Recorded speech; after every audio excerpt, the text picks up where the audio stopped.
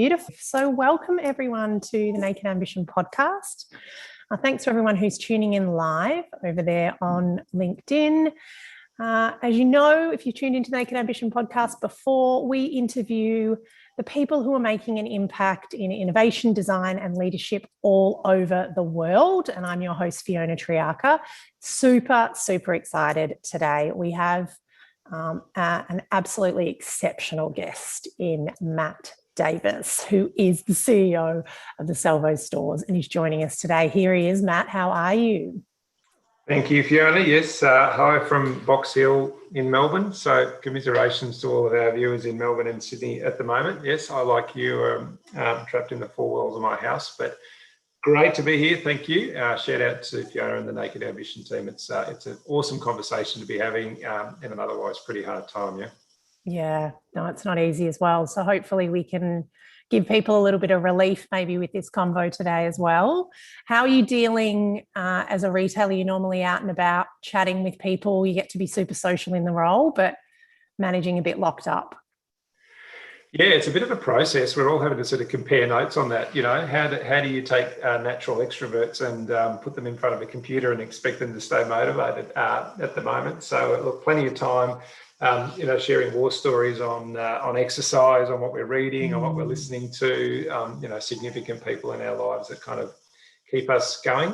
Retailers a bit of a funny bunch like that. We're happiest when we're on the shop floor. So it has been a special conversation for us actually about how to keep everybody feeling up and about and well supported. But I guess the great thing in that is that we're very used to having conversations with people. And what that's meant is this fantastic sort of atmosphere of support right around the country, sending each other little love notes, to stay as upbeat as we can and really leaning into what is a pretty challenging time. I mean, as it stands, probably 50% of our stores around the country are closed at the moment, and that is incredibly hard, particularly on our frontline team members. So if there are any tuned in today, we are thinking of you guys. Yeah, incredibly important work. We'll get into sort of some of that as well now. I'll give the audience just a bit of background about you as well, Matt. You'll tell us more about your story in a second, but just for the purposes of a more full intro, so Matt Davis is the CEO for Salvos stores. Now, if any of you don't know what Salvos stores are out there, and maybe some of our international listeners, they operate as a fully functioning retail business, recycling pre-loved goods, relying heavily on the generosity of corporate and public donors and those frontline volunteers that you mentioned before that really keep the wheels turning. Matt also serves as the chair of charitable recycling in Australia, which is advancing the governance, innovation and impact of charities, which is important to mention because it is a bit of a backdrop to some of the things we're going to be talking about today around circular economy, which is quite exciting. And Matt he's got a strong background working in NGOs, was also previously at World Vision and has held directorships at Aldi stores. So really deep retail expertise complementing this charitable side as well. So Matt, tell us how you found yourself in these really interesting roles. What's the Matt Davis backstory? Oh goodness, where do you start? I thought I'd start in high school, if that's okay, and I promise we won't take all of our time up with this one, but because it was a while ago. Start in high school. In that moment where we had to choose our subject selections for senior school, and I'm not sure what it was that sort of prompted me at the time, but I ticked the box for legal studies. I don't even know if that's a subject anymore. I ticked the box for legal studies at the time because I didn't mind a good debate. And I found that I really loved the subject. And, towards the end of high school, I got it in my head that I wanted to be a barrister. And at that time in Australia, there were, I think, twice as many people studying law as there were practicing law. And we all got told there were no jobs. So just to be aware of that. And so I studied a combined degree in both accounting and law. I grew up in Brisbane. And embarked upon that journey. And, like a lot of students, I had the chance to do work experience during that time. And I don't know, the whole picture of what the legal profession was really about changed for me. And I really feel for young people at the moment, actually, who haven't been able to have that work experience time. It's just such a vital part of somebody's journey. into the workforce. So for me, that meant that I just didn't feel like law was a good fit for me. And by that stage, I finished the accounting part of my degree and started as a tax accountant, would you believe? And had a good crack at that for a couple of years. But I got tired of telling people about problems they didn't know they had. And just responded to a blind advert in the Courier Mail to join an international retailer. And given that it meant having an increase in salary and basically being able to work abroad at the time, I thought, goodness, what better way to change my direction? And so this is when I joined Aldi. And, you know, Aldi are a household name in Australia now, aren't they? Yeah. About every corner of the mainland. And but back then, nobody knew who they were. They hadn't even come to Australia at this point, and they had this amazing plan to recruit young leaders from all around Australia, send them overseas to train, and then come back and build the business. And that's what I had this amazing opportunity to do. I trained in the US for a year and came back and moved around Australia and just had the most fabulous opportunities really to be trained in all facets of leadership and operations. And I discovered I loved retail. You know, what's awesome about retail is you get to see impact happen every day. By being on the shop floor, working with your hands, chatting to people, it really is a sense of getting the job done. And there's a tremendous energy around that. And I was pretty inspired at that time to make that a career and stayed with Aldi for the first 10 years in Australia. But there was this tug within me about wanting to have a personal purpose. And that purpose ultimately called me out of corporate land and into the world of non-for-profit. And that was about 10 years ago now. And World Vision here in Australia was able to give me an opportunity to try my hand. I learned a lot of things, I have to say. There are similarities working obviously for NGOs and corporates, but there's a lot of differences. And I'm really pleased to say that after a few years there and learning a lot from people, I was able to understand that I kind of lived in this in-between space, you know, with a corporate story and a passion for purpose, and how might that sort of come together. And so when the opportunity came up to join Salvos stores, I thought there's just no better role in Australia. They gave me my first opportunity as a CEO. That was 6 years ago, and it's just been an incredible ride. Working with such a passionate team of people, you know, making an impact, whether that's environmentally, socially, you know, with our volunteers. It truly is an extraordinary business model, I have to say, to make change, and a real privilege to be in a leadership role in that space. What a great story. And I love hearing, you know, those moments of convergence that happen as well. So the experience that you got in retail and then getting that sort of the not-for-profit experience and then finding the role that is able to bring both of those together. So you've been now at Salvos since 2016, and you've done some pretty transformative work, and most recently around looking at the customer experience in a very different way, because, you know, without putting any words in your mouth, but even from a personal perspective, knowing Salvos stores, it's probably a model that, you know, has been not predictable for a number of years before that. You know, we know what charity shops are, we know what to expect, something that's almost fairly ubiquitous across the world with your expectations of this. And I think it's something that you've spoken about wanting to challenge. Can you tell us about some of that work that you have been doing and where you want to take it? Yeah, I mean, that's a really great way of sort of looking at the sector. I mean, op shops, charitable retailers, whatever you want to call us, have been in Australia in one form or another for about 135 years. And I think you're absolutely right in pointing out that in many ways it's been sort of like the default option for the community, and there hasn't been a tremendous amount of innovation in that space. And so when I arrived at Salvos stores, it wasn't only just beginning to happen, but I guess the trend had emerged perhaps in the 10 years prior, where mainstream Australia, if you like, was seeking out ways to make more sustainable choices about what they consume. And the sector was really sort of grappling with its identity. So I'll take you back in time a bit. I mean, op shops, for the Salvation Army at least, emerged from a ministry with prisons. So as prisoners had completed their sentence, and this happened in both Sydney and in Melbourne, it was almost like a form of diversional therapy where these workshops were created where repair happened and items could be salvaged, and those items were sold for a modest amount to be able to help those prisoners on release to be able to build skills and re-enter the community. And that's how op shops were born in Australia. And then it moved into a place of welfare. So when people really had no money to spend at all, or certainly only very, very modest means, op shops were a place that you could access those basic goods and services.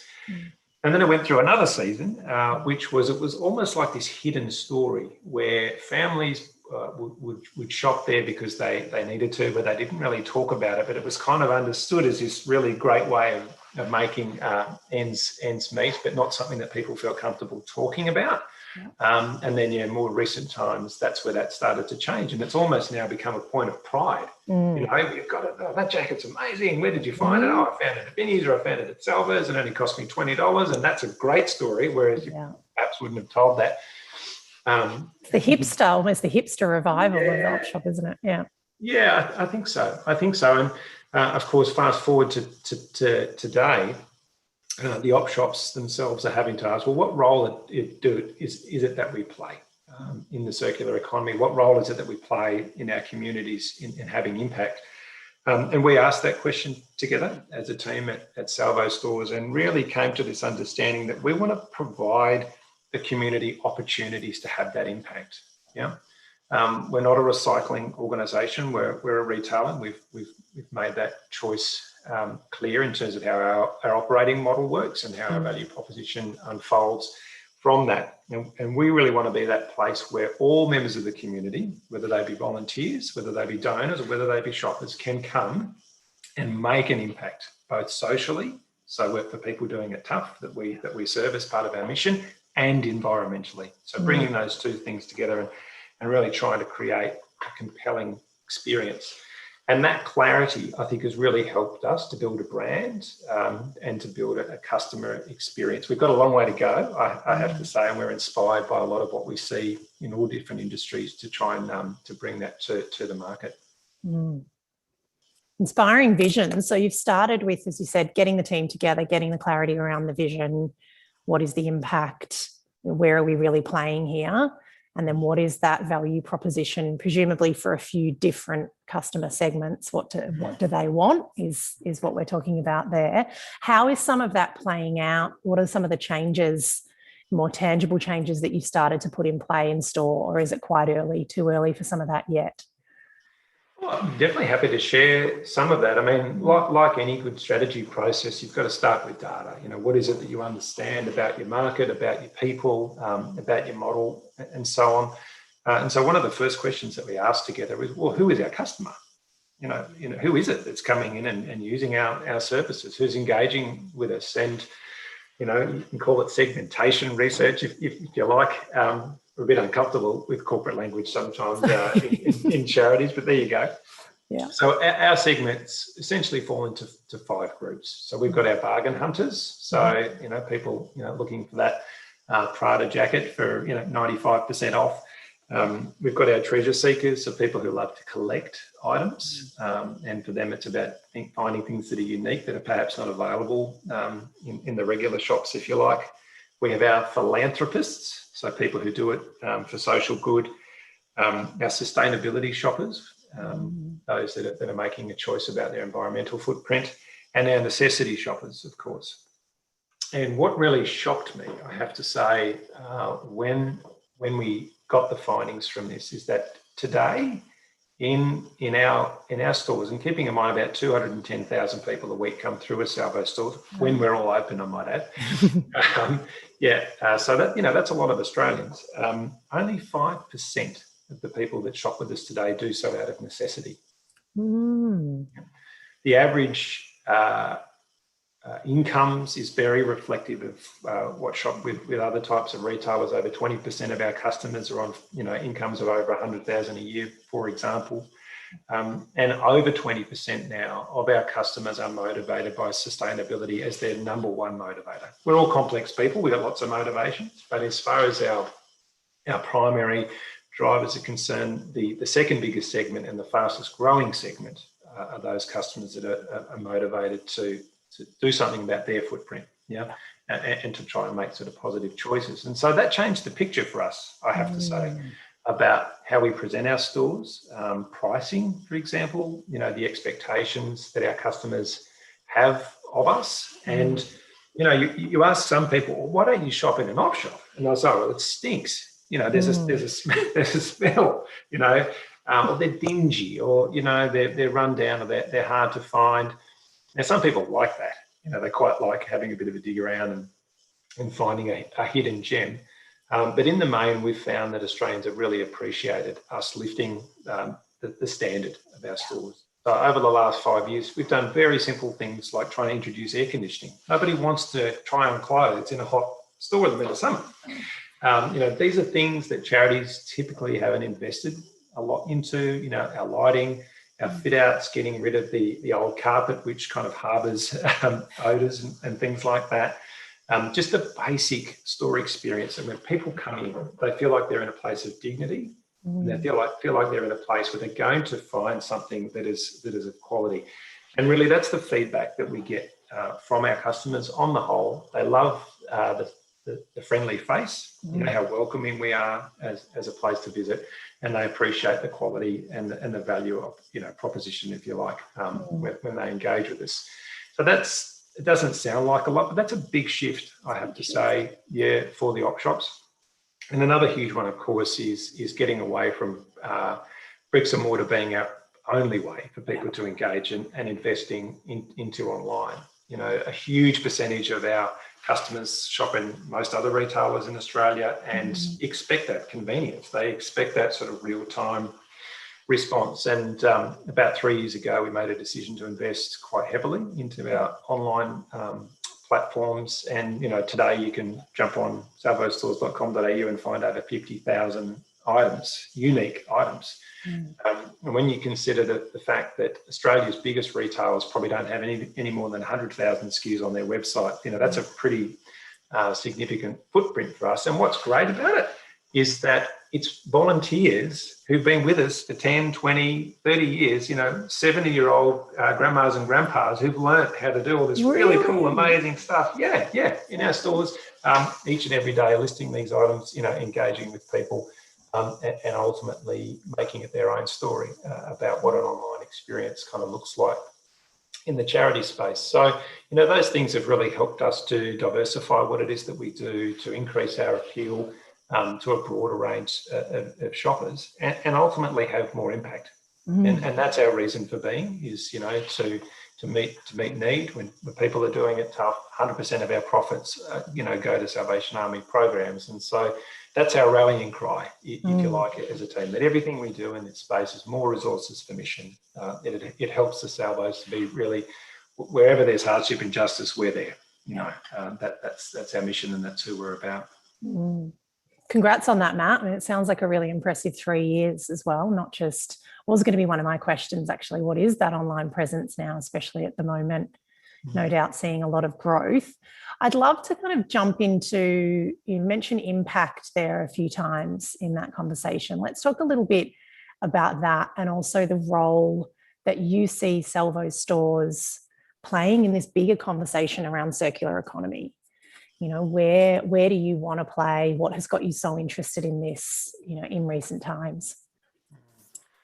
Yeah, the circular economy has just been a wonderful moment, I think, for Australia. Ever since we watched Craig Rucastle, create a huge pile of clothes in Martin Place in Sydney with his megaphone when we watched the War on Waste, that was a real wake-up call for Australia, I have to say. And while many professionals have been active in the circular economy space, I think that was our moment. As a community, to say, hang on a sec, this is not okay, and we want to do something about it. A colleague said to me not long ago, you know what, the charities, they're on the front line of the circular economy. We've been, I guess, going through the good and bad of people's donations now for 135 years, seeing what it is that does or doesn't work. we resource recover over 30,000 tonnes of items a year just through the Salvos, let alone the broader sector. And we see where the opportunities are, whether that's improving design, improving repair, asking Australians to be more thoughtful, perhaps, about the way that they donate, all the way through to what can be done to recycle. And if we think about textiles, so clothing and textiles in particular, which is almost half of what it is that we handle through our stores. Australia really got out of the textiles game a generation ago. So we lost all our spinning mills, we lost all our makers, we lost a lot of our infrastructure to be able to deal with textiles. Meanwhile, Australia, I guess off the back of the fast fashion trend, has been importing a significantly greater volume of clothing textiles than we actually need. Yeah. So it's no surprise that all parts of our community, be they councils, charities, other people that are exposed to, I guess, end-of-life goods, we've really got more than we can handle, and we don't necessarily have the solutions for that onshore. And so what that's meant for Salvos stores is really trying to bring about forms of collaboration that will create the opportunities into the future. There are no quick fixes with this one. We need to rebuild those systems. We need to rebuild that infrastructure so that we're able to really be good stewards of all of those items, which we can't use.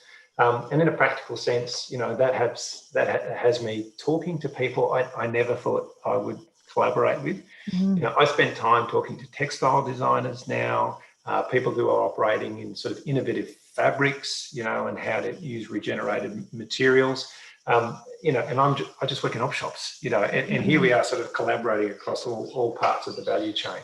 Yeah. And so while we are each and every day trying to divert as many items as we can from landfill, be they electrical, household homewares, clothes or furniture, we're also trying to collaborate with others right across the industry to see how we can sort of build a roadmap for Australia and genuinely recover as much of what we consume as we possibly can.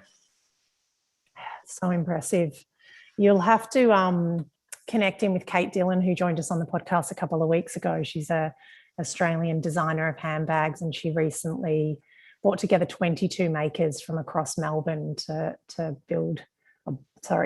design and manufacture a series of jumpers, which was really impressive. It's so good. I think this kind of climate and mood at the moment as well feels like it's been a bit of a catalyst for people looking for more of these options. Do you feel like the circular economy movement is gaining speed even in the last 12 months? What are your observations there? There's no doubt about that whatsoever. So this is, I think, part of the challenge. Where do you start? How do you create the certainty for businesses to invest, for governments to create policy, etc. And it does all boil down to how we spend our money. And, as consumers, we have the opportunity to, I guess, stimulate changes in those investment and policy settings by saying, well, I'm not going to spend my money on this type of item anymore. I'm going to spend my money on an item that's going to last longer. That where the fabric is more durable, it's been designed more thoughtfully, and ultimately, organisations right across the world, and certainly in Australia, I would say in the next 2 to 3 years, they're starting to see shoppers voting with their feet. There is more investment certainty now than there's ever been, and that's why we're starting to see brands including recycled content in their items, telling stories about their own stewardship credentials and the journey that we want to go on. And so, for example, Salvos Stores has been involved in a collaboration called Moving the Needle. We're inviting all stakeholders from right across the textile space, whether they be brands, governments, charities, or otherwise, to just start the conversation together.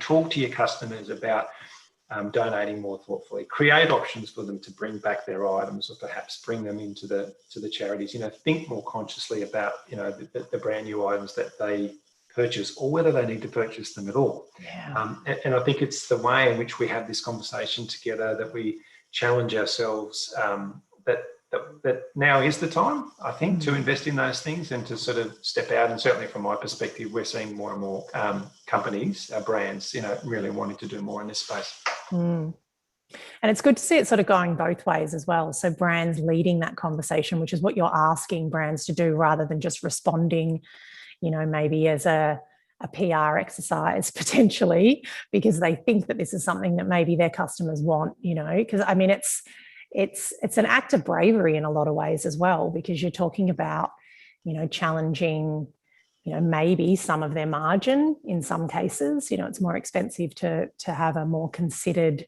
supply chain that thinks about that entire piece, I guess, around circular economy. What do you see as sort of the major areas or opportunities for innovation within the circular economy? So you're very across what's going on in retail. Is there anything you can sort of tell us that other trends that you're sort of seeing or other opportunities that you think people could be aware of?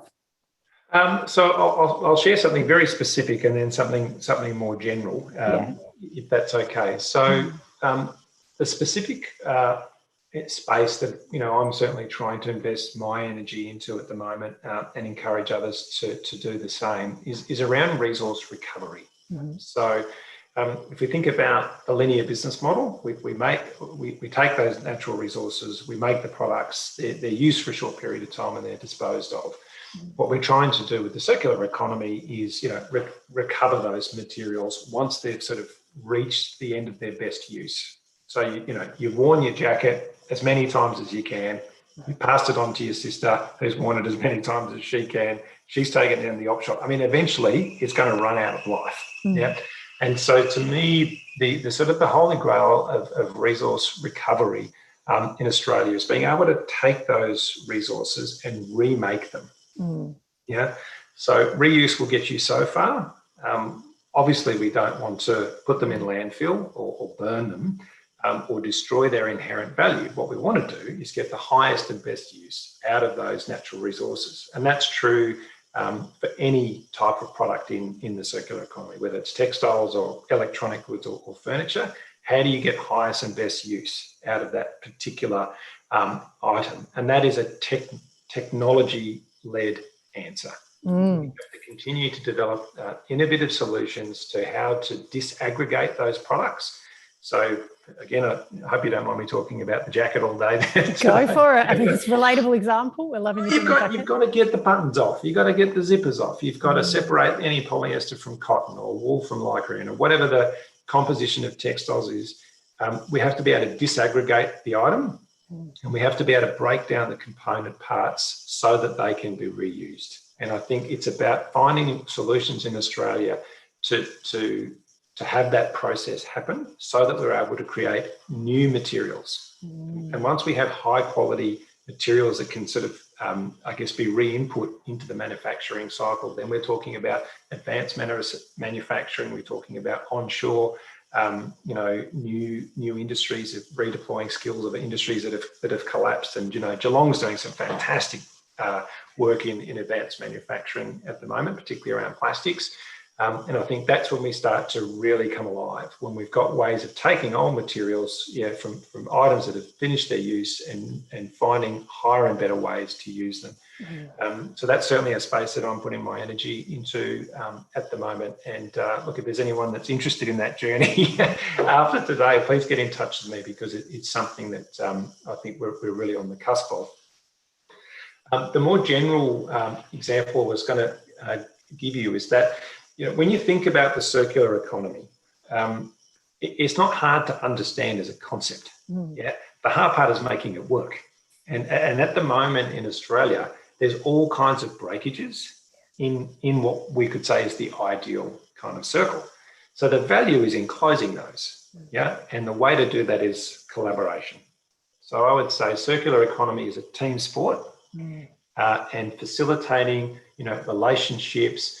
Getting to know more about your adjacencies. So it might not be in your business model, but it might be in the next one. Well, are you talking to people who are in adjacent sectors? Are you talking to policymakers? Are you talking to research institutions to solve the wicked problems? And really collaborating to shorten the distance between the components of the circular economy that haven't been solved yet. That's where we're seeing really fantastic dialogue at the moment, and you short circuit a gap, and then bam, you've got an opportunity. And I think about in Victoria at the moment, Sustainability Victoria just launched their circular economy business innovation centre, and that's a resource that I guess anybody can access to find people that they can start those conversations with and sort of get themselves pointed in the right direction. Most of the universities are active in this space and are collaborating also. So if you have those relationships out there, I think they're a great place to start as well. But certainly for any leaders out there, if you're not collaborating and you're interested in the circular economy, get to know your next door neighbours and find out what's possible together. Call for collaboration. What do you think some of these bigger organisations could be doing a lot better? You've talked about sort of where, and I know you've got some relationships with Canberra. There are some potentially some lobbying that you're doing within the government there, or some influencing maybe, let's say, rather than lobbying might not be the right word. So, how do we influence up around there? You've talked about some of our educational institutions. We're talking about, the more localised government sustainability Victoria. I mean, presumably big corporates got a big role to play here as well. What do you think the opportunity or the call to some of those organisations could or should be to get more involved in circular economy? Look, from my perspective, I find that it's a journey where a large organisation who may have shareholders to be concerned about a market position, to be concerned about perhaps their own businesses are being really disrupted at the moment, whether that's through digital transformation or indeed, COVID has put enormous economic pressures on a lot of Australian businesses. And so you just can't jump in boots and all. Yeah, I think there needs to be a journey. And for those that I've seen do it well, they've essentially turned what used to be corporate social responsibility into a sustainability focus. Yeah, so it ceases to be about, how do we appear to be a good corporate citizen, and becomes how can we look across all aspects of what it is that we do and transform ourselves over time into a sustainable organisation. That goes to energy, that goes to employer value proposition when you're recruiting people and what your workforce expect of you. That goes to obviously how you use natural materials and so on. And it goes to how you steward your product once you finish with it, but it's still in the economy. There's a lot of aspects to that. And I think when we've seen organisations build a capability around that, they're much better able to educate themselves. And, today's not the day to sort of name all the wonderful, sustainability folk that I've met, but there are many out there. Yeah. And I'm sure they're in high demand at the moment. And beyond that, I think it's about making sure boards are engaged in this conversation, because ultimately, without the support of the C-suite and the board, our champions, if you like, in these sustainability teams do find it hard to get things done. So, I don't want to be unfair to those that are on the journey. It does take time. There's a lot of uncertainty around it, and really the best thing that you can do is get on the journey and try and find others that can help you share in some of those challenges. Yeah, good answer too. I want to come back to your first example that you gave, which was the more specific example, talking about almost rethinking circular from something that's less conceptual into ways that we as a country organise ourselves, or even just focus, our efforts in technology. So you would have seen that there's a lot of press at the moment with Scott Farquhar and, other founders of Atlassian and some of the big tech companies talking about Australia becoming the next Silicon Valley. So I think often when people think about technology, their minds, or even technology within innovation, their minds go to the digital. We don't necessarily think about, manufacturing so much anymore, as you've sort of mentioned. The question here is, it's more of a comment there, but the question is, what would you love to see, or what groups could come together to drive more of a focus if this is, if we are going to focus more on different types of technology that would support a circular economy? What kind of needs to happen? Mm-hmm. So what's really interesting about that question is, where does the circular economy and technology, connect? Where is it that those two sort of ideas about Australia's future connect? And, the really interesting space I think that's worth doing further work together around is blockchain technology. So when we talk about any consumer product, whether that be, the washing machine that you've bought, or indeed the fibre, within the jacket that you're wearing, blockchain technology is developed to the point where identifiers can be attached to things at a macro level and a very, very micro level at the moment, whether that's through DNA signatures or embedded RFID devices. There are lots of ways to do it. And the transforming power of that is it gives organisations the ability to follow their impact right throughout the life cycle. And so there are a number of organisations specialising in different types of blockchain technology at the moment. And I think certainly for manufacturers and brands, looking at opportunities to embed that technology within their design and production process at the moment will give them a really great long-term opportunity to track how their products work through the system. Now that's a pretty big vision and a pretty big transformation. But I think if you're not thinking about blockchain and consumer products at the moment, that's a missed opportunity to really accelerate your impact sort of down the track. That's a super exciting one. I wasn't quite expecting that as well. It's is anyone doing that you know of? The sort of organisations, feels like kind of a Patagonia type move. Are they the types that are looking at some of this? Look, there are. I have to come back to you on the examples. I didn't come prepared to unpack those ones for you, and I'm sure people are starting to wonder, why is this op shop guy talking about blockchain technology? I'm sure there's other experts you can get on the program to talk to you more about that one. No, it's a great one. I think it's inspired us to have a bit of a dig into that. And it makes sense as well, I think, bringing some of these together. So I think what's holding us back from seeing more of this? What do you think are some of the biggest challenges that are standing in the way from Australia potentially being a leader when it comes to a fully circular economy? What are some of the challenges that you think we're up against? How do we overcome them? I think the very blunt answer to that is facing into our sort of COVID normal reality. So like it or not, that the impact of COVID on business and markets, and frankly to how people are feeling, I think is so profound. It's going to have to require a strategic reset for a lot of organisations.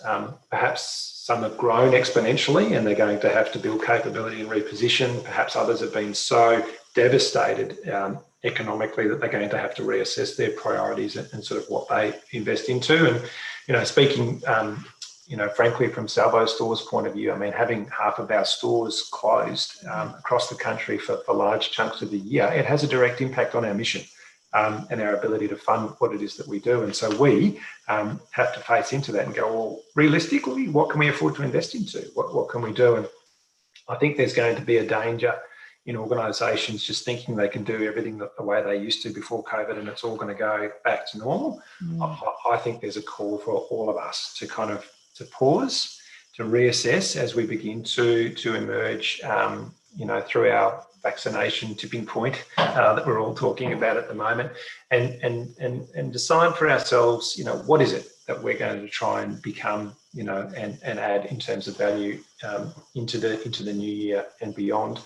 I think with that horizon in mind, there are difficulties, fundamental difficulties for the Australian market around size and proximity. And so we think about the circular economy in particular. There's just fantastic examples happening in Europe at the moment that we can really take hold of.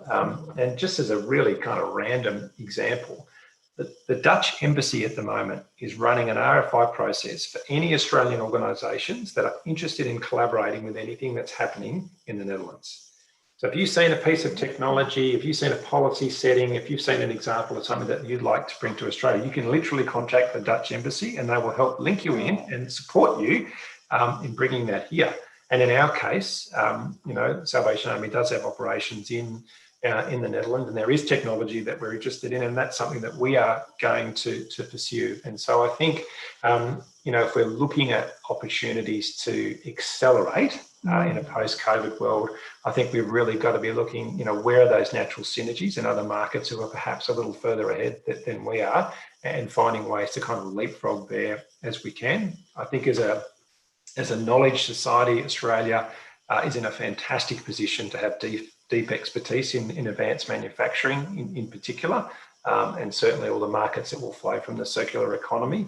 But if we have to do it all on our own, I think we're going to find that very, very difficult over time. So I'm not sure if that is quite the answer that you're looking for there, but certainly that's the path that we're going down as we try to navigate our way into next year.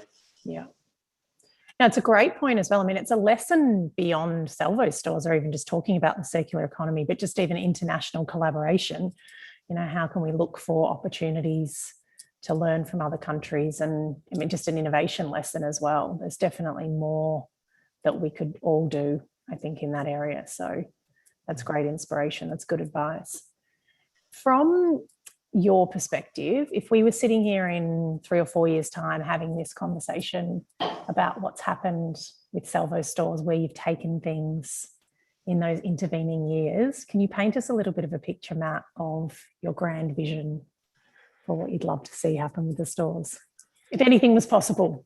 If anything was possible. Look, I would like to think that every Australian has the confidence in engaging with the secondhand sector. We've had a really wonderful season of large numbers of people thinking, you know what, I don't need to buy this new. Yeah, I can consider it a secondhand, a second life, a rebirth, whatever you want to call it.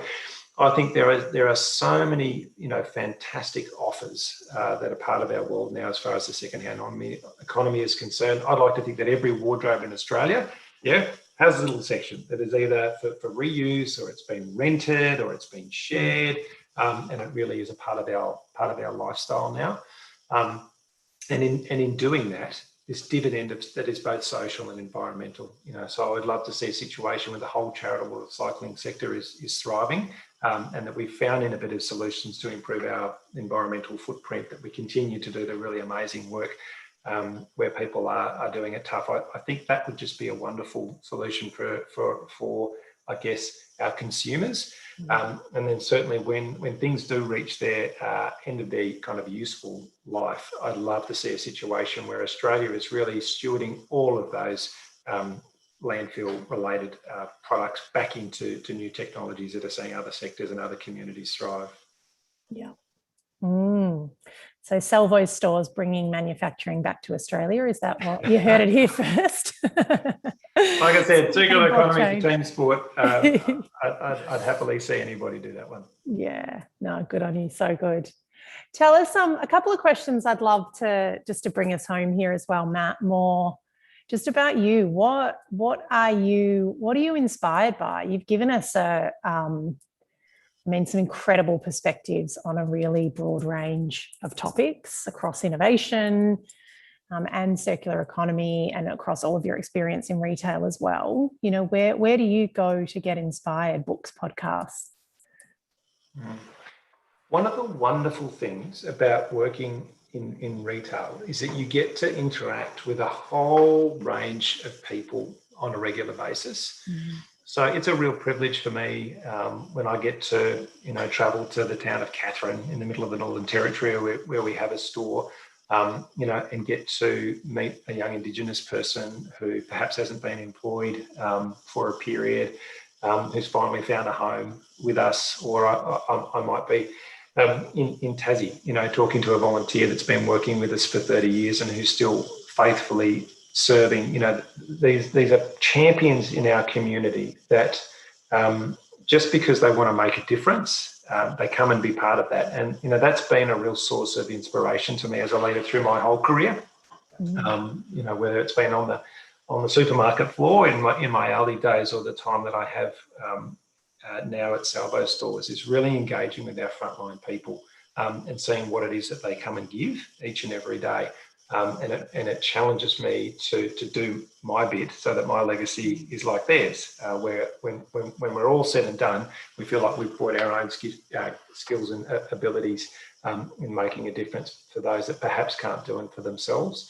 So like everybody, I need my outside time, I need my exercise, I need my fair share of Netflix, but they're the things that inspire me and keep me going, is just seeing what other people give. Beautiful. I love it, Matt. Thank you so much for so generously sharing so much of this vision and also the impact that you're doing currently. It's been a big few years, and yeah, we really appreciate you coming on here, educating us out there. And I hopefully as well, as we said at the top, everyone being locked down, I hope it's provided a bit of inspiration. I'm feeling pretty inspired myself. So cheers, Matt. Thanks heaps, Fiona. I really appreciate the work you guys are doing. Beautiful. All right, we'll talk soon. See ya.